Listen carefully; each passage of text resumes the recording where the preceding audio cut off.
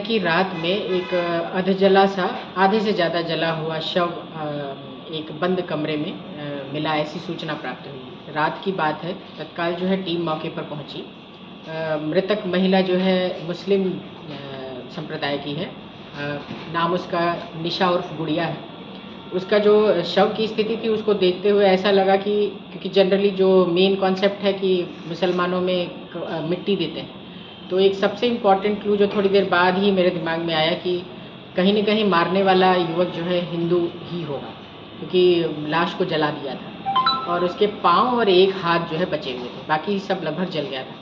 और वहाँ पे ऐसा कुछ इन्फ्लेमेबल मटेरियल भी नहीं मिला, ना कोई मिट्टी का तेल, ना कोई पेट्रोल, ना कुछ ऐसा, और बड़ा ही क्लीन था सीन ऑफ क्राइम।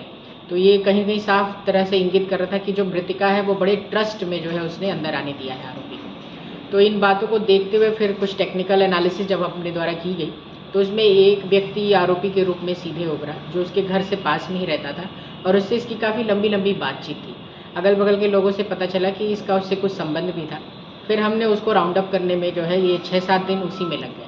तो वरना डिटेक्ट तो तभी हो गया था। तो जब आरोपी अपने हत्थे चढ़ा तो उसको अच्छे से पूछताछ जब की गई तो उसने पूरा ब्यौरा बताया। उसे शक था कि वो किसी अन्य के साथ भी जो है बातचीत करती है।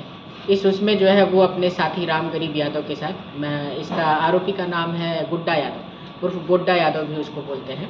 वो अपने वहाँ एक अपराध में स्थायी वारंटी भी रहा है, तो उसकी तलाश में हम ऑलरेडी थे।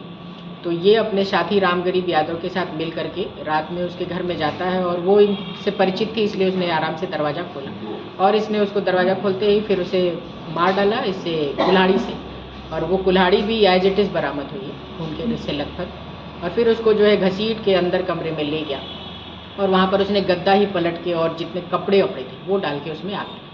उसके साथ और कोई भी था कि वो अकेले ही है? वो और राम गरीब यादव, ये 2 ही बंदे। बैकग्राउंड दूसरा अभी फ़िलहाल फ़रार है। आरोपी का क्रिमिनल रिकॉर्ड अन्य थानों में भी है कि बस?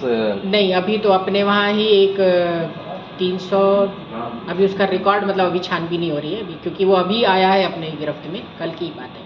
तो जस्ट उसको अभी न्यायालय में ही पेश हो रहा है वो, बाकी चीज़ें और आगे आती जाएंगी।